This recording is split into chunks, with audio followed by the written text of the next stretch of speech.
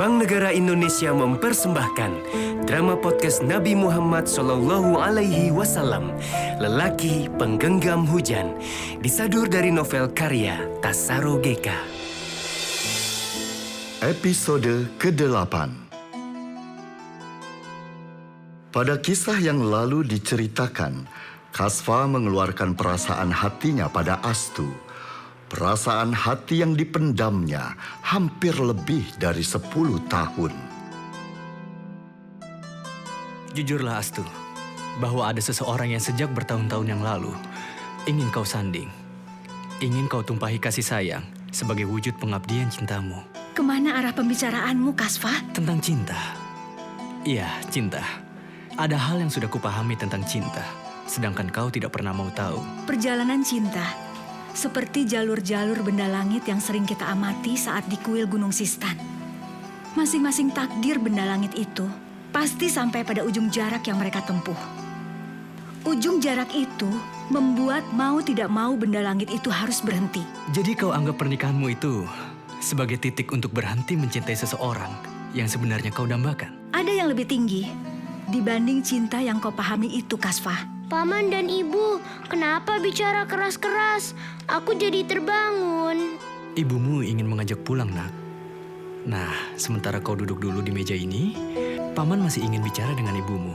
Baik, Paman Kasfa. Jadi kau bilang tadi, ada yang lebih tinggi dari cinta. Iya, tanggung jawab. Jika kau telah menjadi bagian dari sebuah keluarga, kau akan paham maksudku. Tanggung jawab adalah perwujudan dari cinta yang seutuhnya. Jadi kau terpaksa mengabaikan cinta demi tanggung jawab sebagai seorang istri. Tidak akan mudah kau pahami, Kasfa. Selama sisa-sisa cinta yang ada di hatimu belum hilang. Ayo kita pulang, Serses. Sambil menggendong Serses, Astu meninggalkan pondok tempat Kasfa dan Masya menginap selama berada di Gatas. Dalam perjalanan menuju rumahnya, terngiang kembali kata-kata Kasfa yang menyentuh ke dalam relung hatinya yang paling dalam. Astu, duniamu adalah buku, kitab-kitab, perbincangan filsafat, agama-agama. Bukan jadi buruh perkebunan, mengurusi suami yang tidak mencintaimu, mengelola pekerjaan rumah tangga yang tidak ada habisnya. Habisnya. Astu teringat peristiwa 10 tahun yang lalu saat Kasfa menyusul Astu ke Gatas. Untuk yang terakhir kalinya, Kasfa mengajak Astu agar kembali ke kuil Gunung Sistan. Parkida mencuri dengar perbincangan mereka. Sebagai anak seorang kepala suku yang terhormat dan yang menguasai perkampungan Gatas, Parkida menantang Kasfa untuk berduel dengan alasan harga diri. Apa hakmu mau mengajak dan membawa kembali Astu ke kuil Gunung Sistan? Aku mengenal Astu lebih dari apa yang kau pahami. Kau memang keras kepala. Nah, aku ingin tahu, apakah badanmu sekeras kemauanmu yang ada di kepalamu? Tahan ini.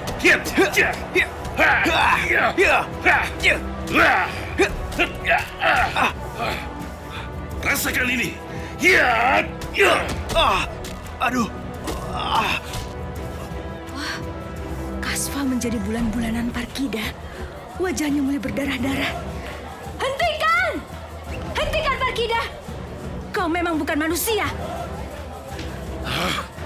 Sudah cukup kesabaranku. Laki-laki ini hanya akan membawa bencana. Bukan berarti kau berhak menyiksanya. Ini cara paling sempurna untuk menghentikannya. Nah, lihatlah. Lihatlah, sekarang dia terkapar. Mau coba-coba bermain dengan Parkida? Ahli gulat dari Gatas. Kau adalah ancaman nyata yang jauh lebih berbahaya dibanding Kasfa. Kurang ajar kau, Astu. Kau sendiri yang datang ke Gatas meminta untuk aku nikahi. Kenapa sekarang seolah apa yang menimpa Kasfa, aku harus menanggung dosanya? Aku datang sendiri ke Gatas, memang benar. Tetapi memintamu agar menikahiku, kau mimpi, Parkida. Kalau kau tidak memintaku untuk menikahimu, tidak apa-apa. Tetapi kau tidak punya alasan untuk menolakku menjadi suamimu, bukan? Kau memang binatang, Parkida. Akhirnya, Astu dan Parkida melangsungkan pernikahannya. Rumah tangganya suram. Sesakit apapun perasaan Astu, tetap dia menjalani kewajibannya sebagai seorang istri. Hatinya tidak terikat pada Parkida, tetapi moralnya tetap mengikuti ajaran Zoroaster. Dia menjalani rutinitas kehidupannya seolah-olah seperti ingin menghabiskan umurnya saja. Waktu pun berlalu dan tanpa terasa perutnya telah membesar dan harus mengeluarkan bayi yang ada dalam rahimnya. Ayo terus, tarik nafasnya, kumpulkan tenaganya. Ayo, ya. Baru dorong. Ayo mulai. Ayo, terus. Ya, ayo terus. Ayo, terus Nyonya. Ayo terus. Terus dorong, jangan berhenti. Ayo. Sedikit lagi. Sudah hampir kelihatan. Ayo. Terkutuklah kau, Parkida. Makhluk itu sudah lahir. Aku benci. Penerusku sudah lahir. Penerusku sudah lahir. Aku jadi ayah.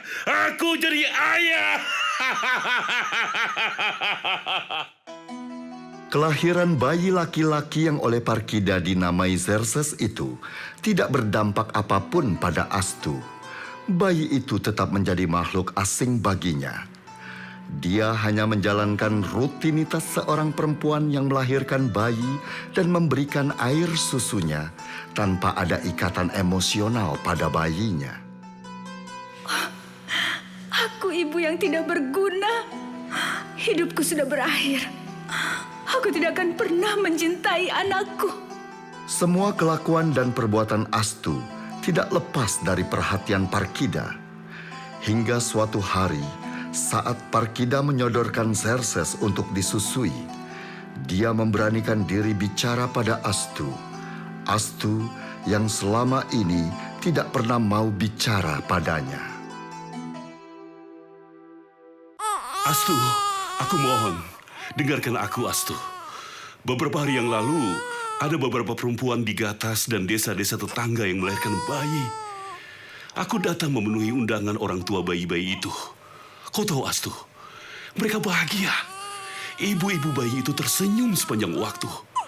Kelahiran bayi-bayi mereka adalah hadiah dari langit yang mereka syukuri. Mereka sungguh-sungguh bahagia. Sedangkan aku melihatmu tidak terlihat bahagia dengan kelahiran Xerxes. Engkau tidak pernah menimangnya. Semua kau serahkan pada pengurus bayi. Kau tidak pernah bersenandung untuk Xerxes. Ada apa denganmu, Astu? Aku bukan suami yang kau harapkan. Aku tahu itu. Aku bersikap kasar sejak awal pernikahan kita. Tetapi tidakkah kau melihat? Aku mencoba memperbaiki diriku. Aku selalu mencintaimu, Astu. Aku tidak memaksamu untuk mencintaiku. Tetapi setidaknya engkau masih bisa mencintai Xerxes.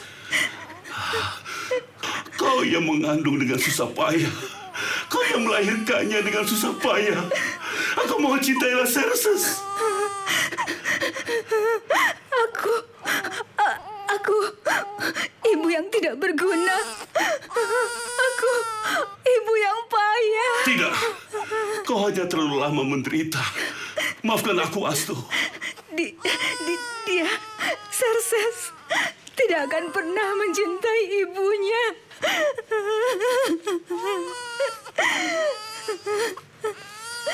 Kau salah, Astu. Xerxes sangat mencintaimu. Dia sangat membutuhkanmu. Lihatlah. Aku tidak pantas menjadi ibunya. Tidak perlu terburu-buru, Astu. Xerxes akan sabar menunggu belayan dan kasih sayangmu. Parkida menyodorkan Xerxes ke dada Astu ke dekat jantungnya. Astu sesungguhkan dan membenamkan wajah Xerxes ke dalam pelukannya. Xerxes mencari-cari susu ibunya dan melahapnya setelah didapat. Segera ikatan emosional antara ibu dan anak terjalin. Mulai terasa getaran-getaran itu, kasih sayang Astu pada Xerxes. Ibu tadi memarahi Paman Kashfa ya? Tentu saja tidak, Nak. Paman Kashfa baik padaku. Aku sayang Paman Kashfa. Iya, Ibu tahu. Astu kembali terkenang akan masa lalunya. Bayangan apapun tentang sosok laki-laki yang bernama Parkida itu layak dihormati, layak mendapat kesetiaannya. Karena kesetiaan Parkida pada Astu lebih dari sekedar komitmen sebagai seorang suami. Ketika Xerxes lahir dan Astu dalam kelimbungannya, Parkidalah yang mengambil alih semua pekerjaan yang menjadi tanggung jawab Astu sebagai seorang ibu rumah tangga. Kesabaran Parkida yang berbulan-bulan dan hampir setahun merawat Xerxes. Astu? Ayah! Kalian baik-baik saja? Iya, kami baik-baik saja. Ayo, cepatlah kalian masuk. Sebentar lagi gelap. Angin malam tidak baik untuk Xerxes. Kau mau kemana? Siap-siap memakai sepatumu? Menemui Kashfa. Untuk apa? Aku dan Xerxes baru saja mengunjunginya. Mengatakan apa yang harus dikatakan. Tidak ada yang harus dikatakan. Banyak. Paling tidak aku harus meminta maaf. Dan sudah waktunya dia tahu mengapa kita menikah. Tidak mungkin. Kau cuma bercanda, kan? Sampai kapan dia harus memendam rasa penasarannya? Dia berhak untuk tahu, Astu. Dia akan sangat terpukul. Itu jauh lebih baik dibanding dia harus menebak-nebak seumur hidupnya tentang pernikahan kita. Apa manfaatnya, Parkida? Waktu sudah semakin mendekat, Astu. Sudah datang kabar dari kuil Gunung Sistan. Benarkah berita itu sudah datang? Tenangkan hatimu. Masya sudah bersiap-siap. Dan engkau pun harus bersiap-siap, Astu. Ayah. Kuatkan dirimu. Aku harus berangkat, Astu. Hampir 1 jam, Kashfa dan Parkida duduk berbincang-bincang di pondok pinggir desa. Tempat Kashfa dan Masya tinggal selama mereka menetap di Gatas. Setelah pembicaraan basa-basi yang hampir memakan waktu 1 jam itu, Parkida mulai bicara serius. Kashfa, maaf. Untuk apa? Untuk luka-lukamu 10 tahun yang lalu. Bukankah orang-orangmu yang kemudian menolongku dan mengobati luka-lukaku sampai sembuh? Kau tahu, Kashfa, itu tidak cukup. Tentu saja sudah cukup. Ada luka lain. Pernikahanku dengan Astu. Ya, tentu saja Astu. Mungkin senang kau nikahi. Pada awalnya, Astu sangat membenciku. Apakah kau sudah menemukan alasan kenapa Yim tidak menentangku saat menikahi Astu? Apa kau punya jawabannya? Tentu. Sebenarnya apa yang kau rencanakan, Parkida? Setelah menghancurkan harapanku pada Astu, sekarang kau akan merubah pandanganku tentang Yim, ayahnya Astu.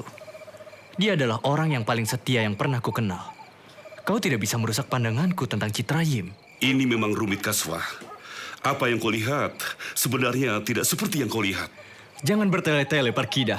Aku tidak akan mempercayaimu. Satu kata pun dari semua kata-katamu. Biarkan aku menyelesaikan kalimatku, Kashfa. Apa yang sebenarnya akan dikatakan oleh Parkida? Ada rahasia apa di balik pernikahan Parkida dan Astu? Drama podcast ini persembahan dari BNI. Sampai jumpa dan nantikan episode selanjutnya hanya di Spotify Podcastless dan YouTube BNI, Bank Negara Indonesia.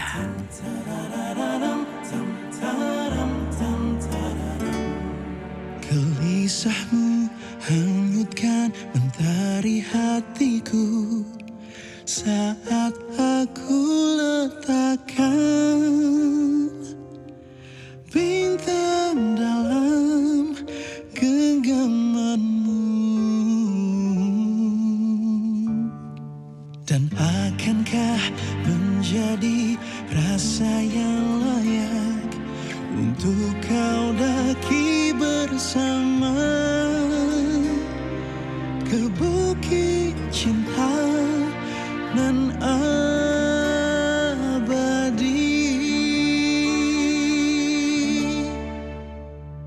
Akan ku bentangkan engkau sayap seluas samudera. Akan ku pindai sang surga. Dalam nyanyian bintang hanya untuk menjadi setitik rindu di hatimu. Dan mungkinkah menjadi asa yang nyata untuk kau genggam bersama ke dalam kisah yang abadi. Akan ku bentangkan engkau sayap seluas samudera. Akan ku pindai sang surga. Dalam nyanyian bintang hanya untuk menjadi setitik rindu di hatimu.